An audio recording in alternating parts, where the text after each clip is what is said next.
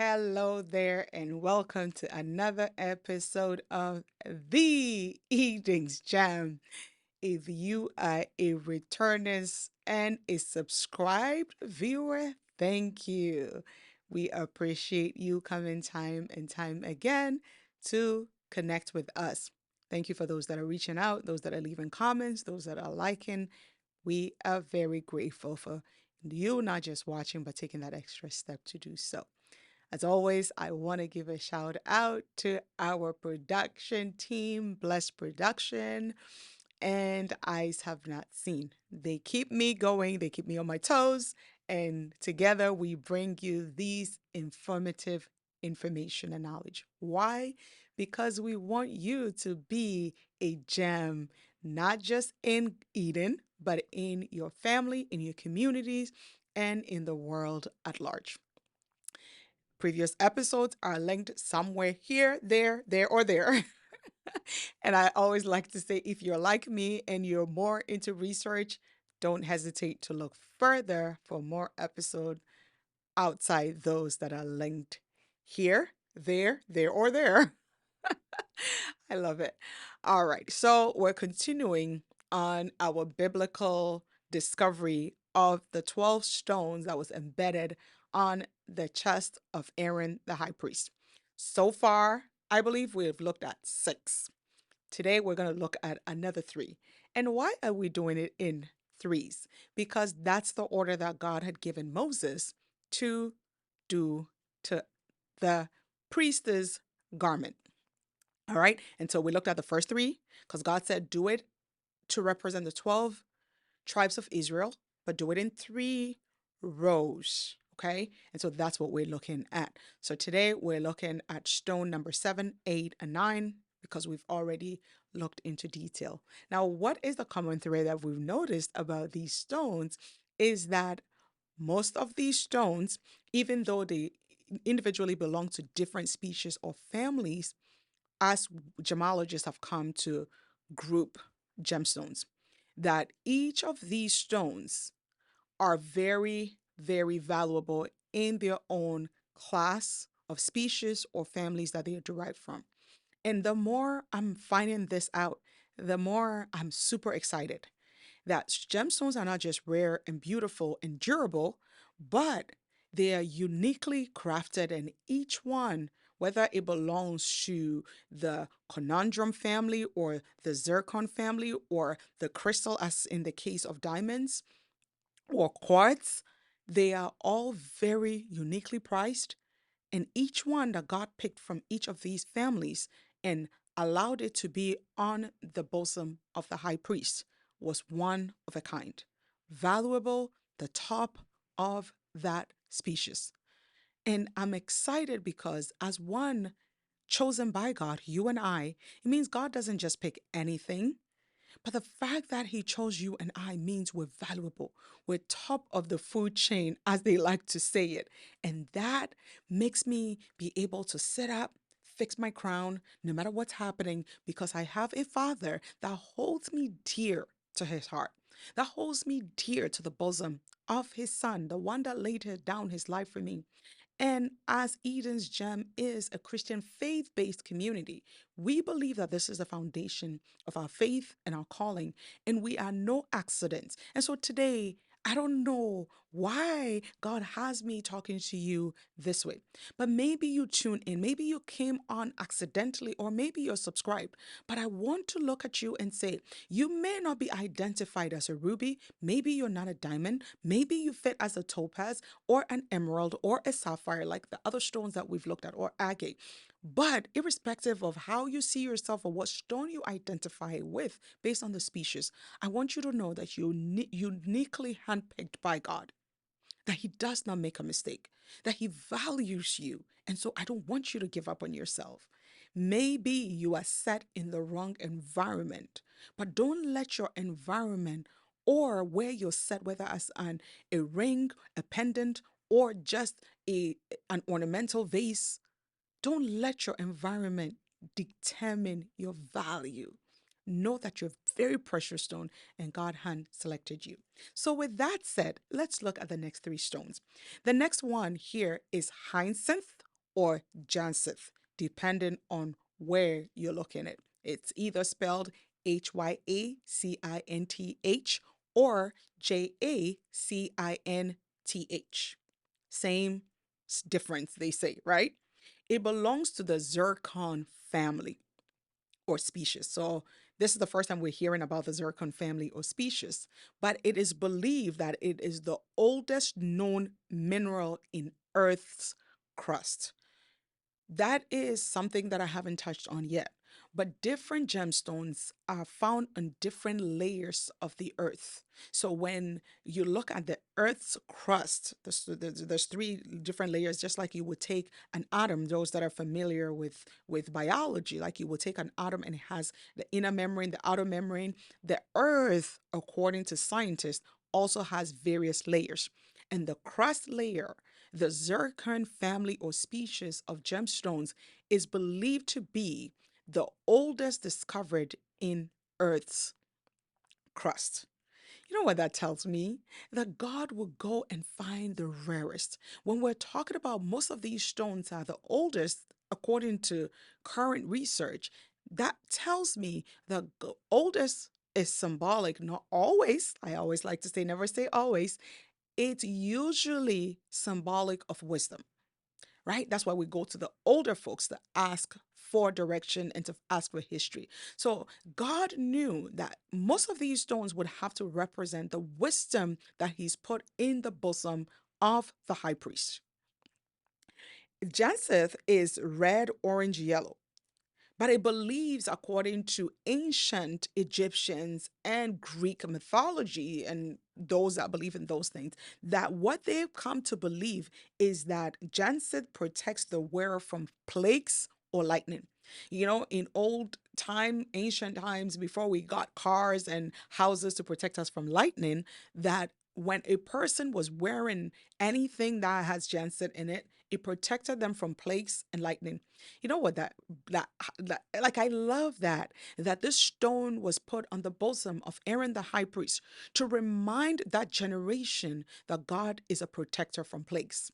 We see that before the Egyptian Israelites left Egypt, that all the plagues that came, the one house that had the blood of the lamb on their doorpost, the plagues were exempted from them. So God was given the high priest the genset on their chest to be a reminder that anyone that comes and hides under me and is protected by the blood of our great high priest, the lamb that was slain before the foundation of the earth, that we are also protected from anything that would destroy us in the form of a plague or lightning.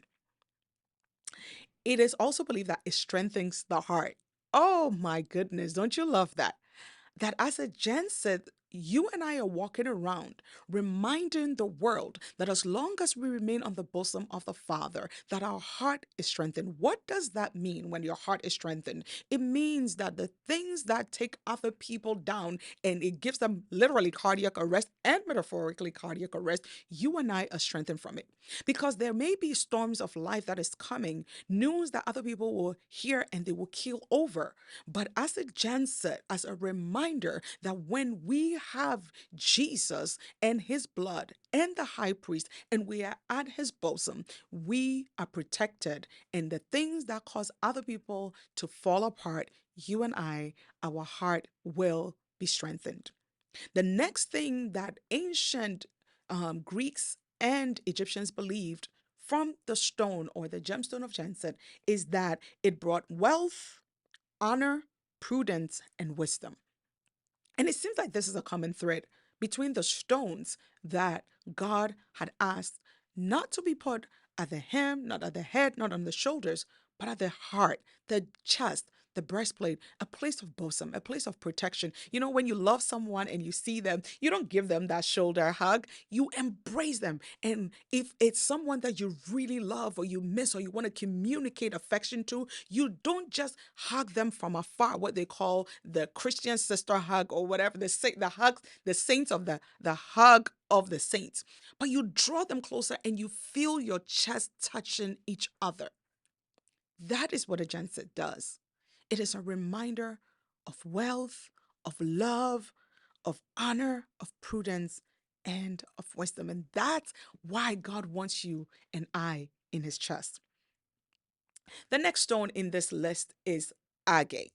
Agate, agate, agat. Depends on how you listen. I've been going on the internet learning the pronunciation of these stones.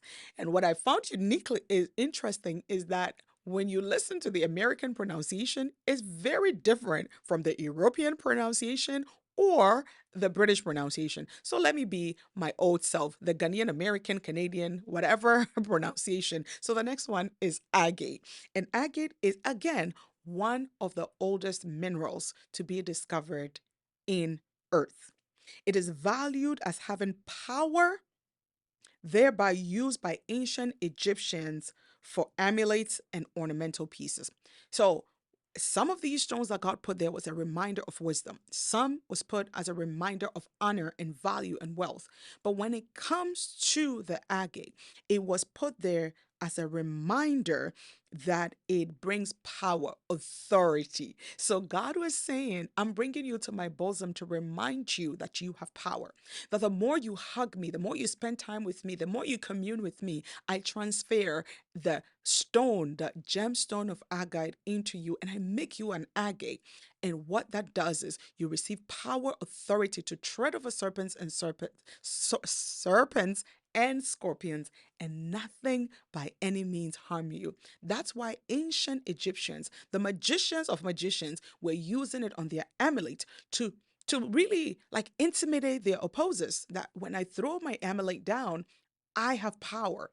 Moses, that I can turn my amulet into snakes. But God says, wait.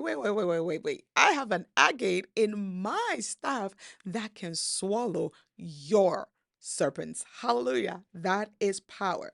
That was the Egyptians. The Greeks and Romans used it for their signet rings. And we know, based on different biblical encounters like that of Cyrus and the king of Babylon, that when a king seals something with their signet ring, it was a done deal. And one of the gemstones that was usually used in a king's signet ring was that of agate. That means when you are an agate, your word as a power is the final say. When Jesus say yes, nobody can say no. And that's what we have, and that's what we possess.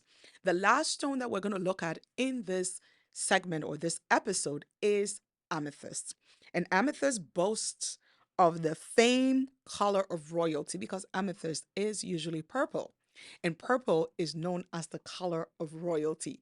And again, one of the common threads that we're seeing here is most of these stones reminds us of royalty, a royal priesthood, a holy nation. That's who you are. That's what I am.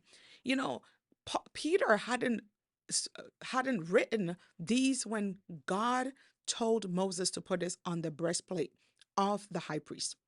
But God was communicating a message to us that later on it was revealed with the leading of the Holy Spirit unto generations to come, like Peter, like Paul, to write, or even David to write about these things. Why is that? Because God sees you as a royal priesthood. Don't look down on yourself. I always say this, that as a royal, you have to learn to sit in a certain posture. Have you seen royals, how they sit with shoulders back and they sit up straight? They're never crunched down and they don't tilt their head down because you wear a crown, and your crown is what differentiates you as a royal. So God put the amethyst there to remind us again and again of our royalty. From it belongs to the quartz family. So we've looked at the conundrum family, we've looked at the crystal family, we've looked at the zircon family, and now we're looking at one that belongs to the quartz family or species. And that's what the amethyst belongs in. It is long prized in royal collections. The color of amethyst, and this is so far we've looked at different positive things, but I wanted to throw this in there, that the color of amethyst is unstable and can diminish with protracted exposure to sunlight. You know what that tells me? That if we we don't know our value. And one of the things that I'm coming to learn about these gemstones is that there's one of these books, my many books. I actually still have them here. Let me show you. It's how I used to work out, right? One of these books listed a bunch of them. I still have a lot at home. This is what I brought. And I checked them out from the library. One of the things that one of these books talks about is not just knowing the value of the gemstones, but how to take care. What destroys each gemstone when it's exposed to, some is soapy water, some it's sunlight, some it's just water. And that's what I wanted to share here, that the color of amethyst can diminish when exposed to protracted sunlight, it's called. What is it as a stone that you are very much aware that this is not what I expose myself to, because it's going to diminish the way I appear? And so, dear beauty, dear family, dear women, dear men that are coming across this, I hope that so far, out of these 9 gemstones that we've looked, that was at the bosom of the high priest, you're able to identify with at least one of them, if not all of them. Listen, I always don't look at myself as the diamond that is just made of one carbon. I love it. I am a mixed breed of everything. So I'm taking a little bit of each stone and I'm putting it in my own bosom, and I'm creating my own identity. So today, out of the 9, before we look at the next 3, which one do you identify with? What is it that is speaking to you about? Please take time to write down these things and ask yourself, as this stone, why is it that God handpicked me to be put on the bosom of the Father? What qualities do I possess? What beauty do I exude? And under what conditions will I diminish my look and my value, so that I can take care, good care of this gemstone? Again, this is the Eatings Gem YouTube channel. We bring you information to gain knowledge, but not only to gain knowledge, as Jesus instructed us. Don't just be a hearer of the word, be ye a doer. And that's what this is all about, that we're gleaning information so that we don't just have a head knowledge of that information, but we're going to use it and transcribe it into actionable steps so that we don't conform to this world, but we will be transformed into the image of the one that created us. God bless you and see you in the next episode.